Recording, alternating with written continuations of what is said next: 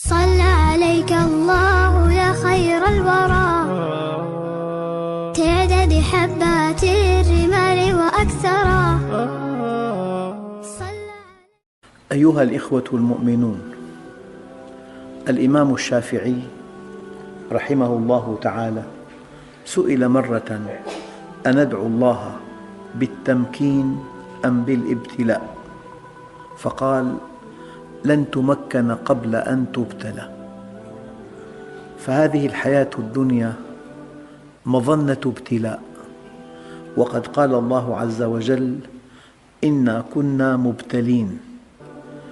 الأمور لا تجري في الدنيا على ما تشتهي، لأن الله سبحانه وتعالى جعلك في الدنيا كي يمتحنك.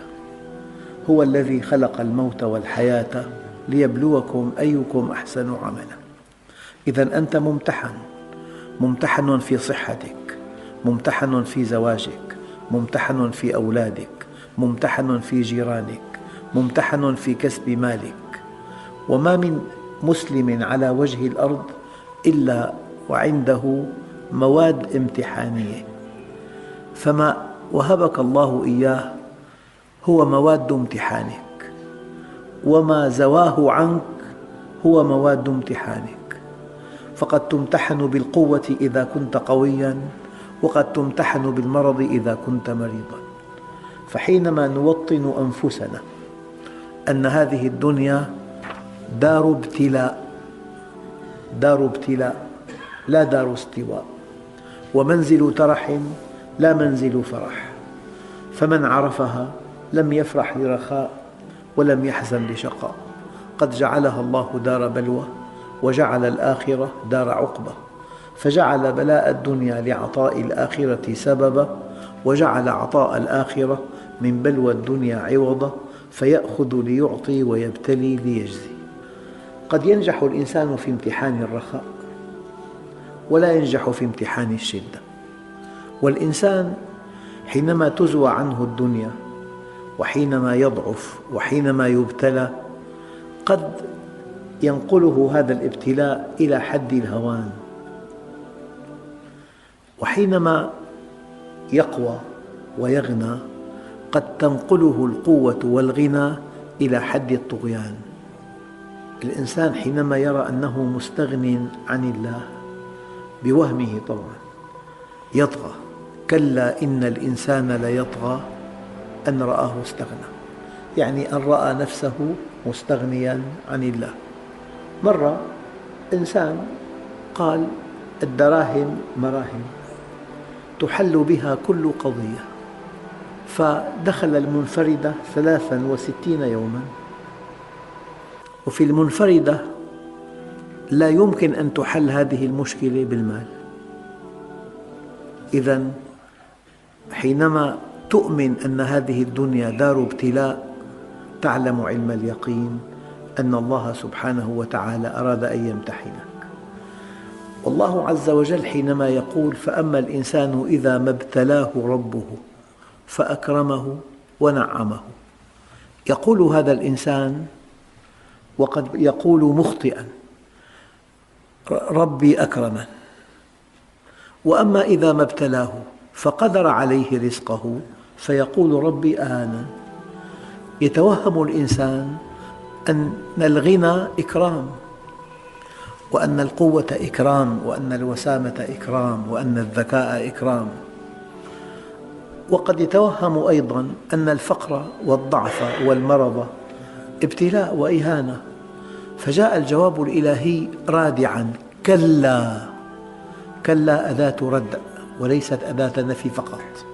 كلا يعني يا عبادي، ليس عطائي إكراما ولا منعي حرمانا، عطائي ابتلاء وحرماني دواء. لذلك الآن موقف المؤمن من مصائب الدنيا. يقول عليه الصلاة والسلام: ليسترجع أحدكم في كل شيء، يعني ليراجع نفسه، ليسأل: أين الخلل؟ أين الذنب؟ أين الخطأ؟ أين التقصير؟ أين المخالفة؟ ليسترجع أحدكم في كل شيء حتى في شسع نعله فإنها من المصائب. وما من عثرة ولا اختلاج عرق ولا خدش عود إلا بما قدمت أيديكم وما يعفو الله أكثر. أنت لا تتهم الآخرين إن ابتلاهم الله بشيء بالتقصير، هذا سوء أدب مع الله، لكن بالغ في اتهام نفسك إذا جاءت الأمور على غير ما تريد. بالغ. الله غني عن تعذيبنا. ما يفعل الله بعذابكم إن شكرتم وآمنتم. ما من عثرة ولا اختلاج عرق ولا خدش عود إلا بما قدمت أيديكم وما يعفو الله أكثر. وما أصابكم من مصيبة فبما كسبت أيديكم ويعفو عن كثير. فليسترجع أحدكم في كل شيء، ليرجع إلى الله. ماذا فعلت؟ لماذا حل بي ما حل بي؟ وحينما تسأل الله أن يهديك إلى سبب هذه المصيبة فالله يهديك. قال تعالى: ومن يؤمن بالله يهدي قلبه. جاءت هذه الآية عقب آية المصيبة. ومن يؤمن بالله أن الله هو الفعال وحده، كيف سمح لزيد أن يصل إليه أو أن يسيطر عليه أو أن ينالني بأذى؟ سمح الله له. لماذا سمح الله له؟ لعلة عندي. هذا هو التفكير المنطقي. إذن ليسترجع أحدكم في كل شيء حتى في شسع نعله فإنها من المصائب. الشسع رباط الحذاء، شريط يعني، لو انقطع رباط حذائه فهناك مشكلة. وكان عليه الصلاة والسلام إذا رعه شيء، وبالمناسبة النبي بشر وتجري عليه كل خصائص البشر، ولولا أنه تجري عليه كل خصائص البشر لما كان سيد البشر. هو بشر تجري عليه كل خصائص البشر، وانتصر على بشريته فرفعه الله عز وجل. فكان عليه الصلاة والسلام يعلمنا إذا رعه شيء هو يخاف كما نخاف، ويرجو كما نرجو، ويهتم كما نهتم، ويدعو كما ندعو. كان عليه الصلاة والسلام إذا راعه شيء قال: هو الله ربي لا شريك له. يعني هذه المصيبة جاءتني من ربي وليس من جهة أخرى، لأنه لا شريك له. هذه المصيبة جاءتني من ربي. وكلمة رب يعني مربي. كلمة رب تذكر بالأم، قد تمنع الطعام عن ابنها. الأم الرحيمة العالمة قد تحرم ابنها أطيب الطعام إذا كان يؤدي به إلى مرض وبيل. إن الله لا يحمي أحدكم من الدنيا كما يحمي أحدكم صفيه من الطعام. إن الله لا يحمي أحدكم من الدنيا كما يحمي الراعي الشفيق غنمه من مراتع الهلكة. إذن حينما قال الله عز وجل: فاعلم أنه لا إله إلا الله، الأمر بيد الله. هو الذي يعطي، هو الذي يأخذ، هو الذي يرفع، هو الذي يخفض، هو الذي يعز، هو الذي يذل. ما بعد هذه الآية: واستغفر لذنبك. إن جاءت الأمور على غير ما تريد استغفر لذنبك. الأمر بيد الله، والله عز وجل عادل. ملخص هذا الكلام كله: إن جاء الأمر على خلاف ما تشتهي اتهم نفسك. يا عبادي لو أن أولكم وآخركم وإنسكم وجنكم وقفوا على صعيد واحد وسألني كل واحد منكم مسألته ما نقص ذلك في ملكي إلا كما ينقص المخيط إذا غمس في مياه البحر، ذلك لأن عطائي كلام وأخذي كلام، فمن وجد خيرا فليحمد الله، ومن وجد غير ذلك فلا يلومن إلا نفسه. والنبي عليه الصلاة والسلام يخاف، ورأس الحكمة مخافة الله. وكلما ازداد عقلك ازداد خوفك، وكلما ضعف عقلك وضعف إيمانك قل خوفك. أعوذ بكلمات الله التامة من غضبه وشر عباده ومن همزات الشياطين وأن يحضرون.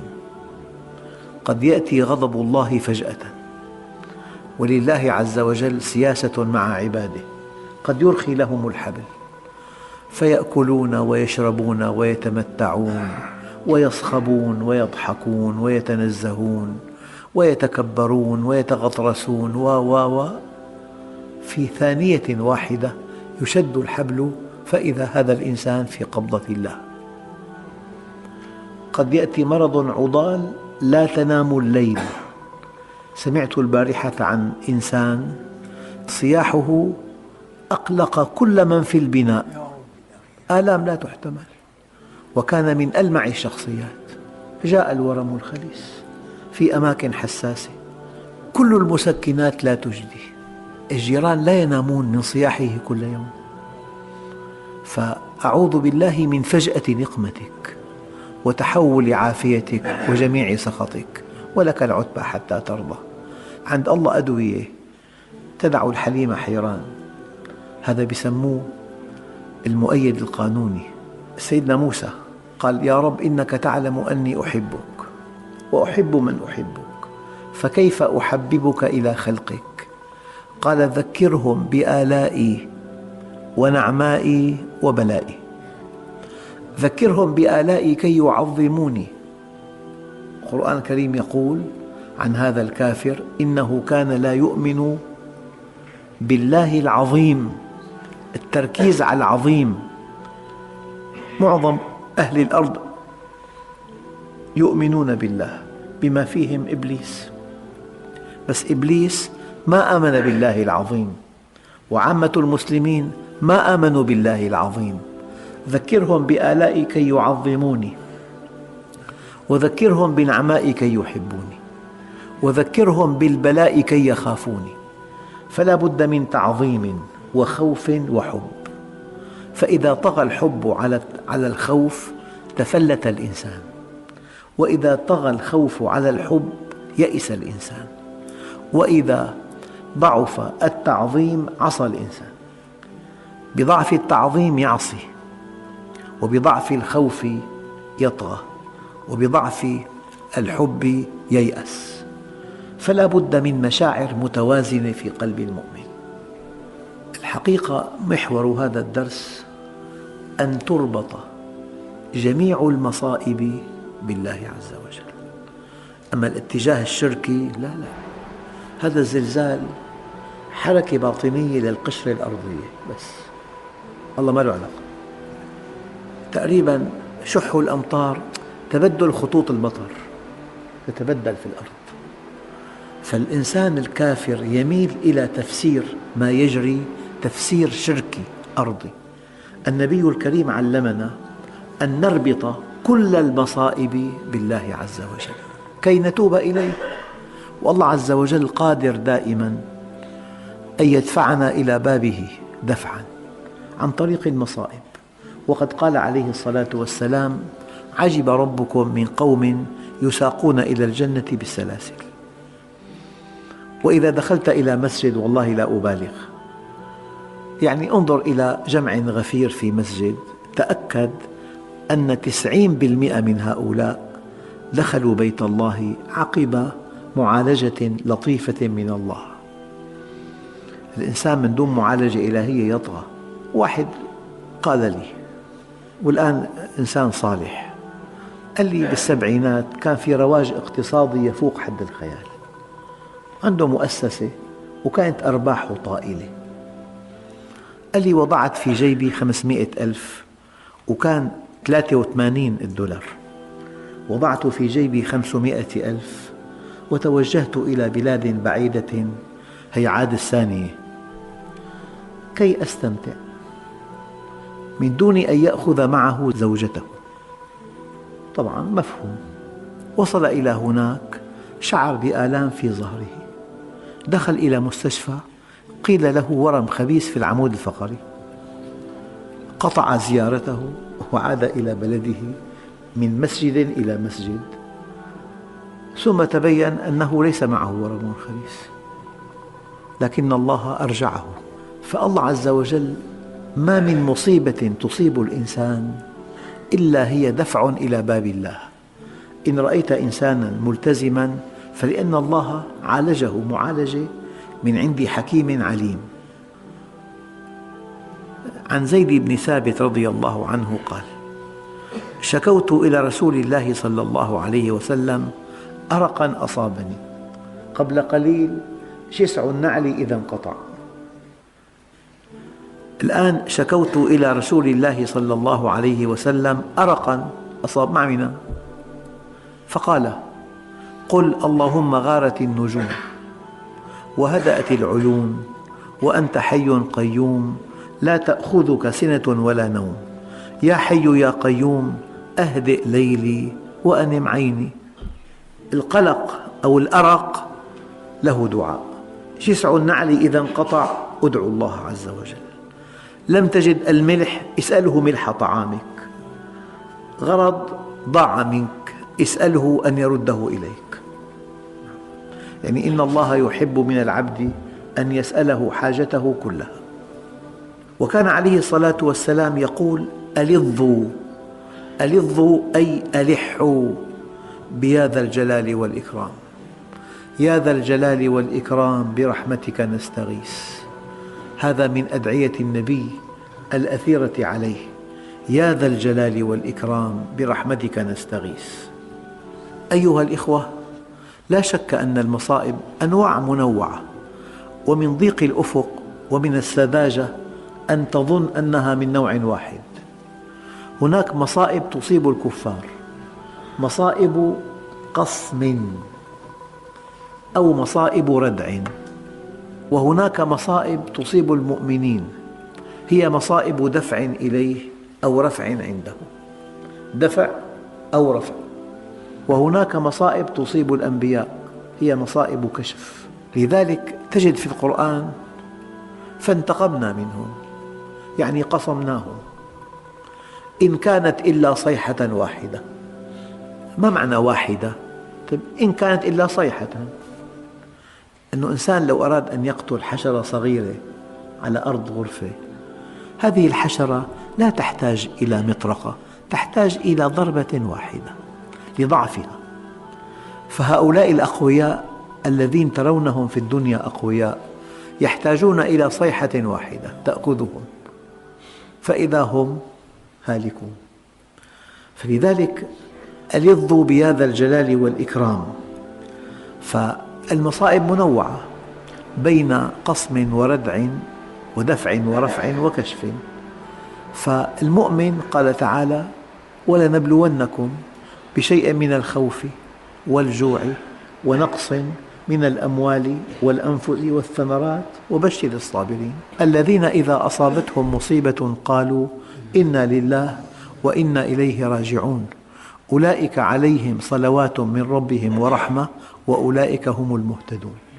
وأنا لا أشك أبدا أنه ما من واحد منكم وأنا معكم إلا وله في هذا المجال تجارب مع الله عز وجل. فقد تأتي مصيبة ثم يهتدي إلى أن هذه المصيبة جاءت بحكمة بالغة وبعدل مطلق وبرحمة واسعة.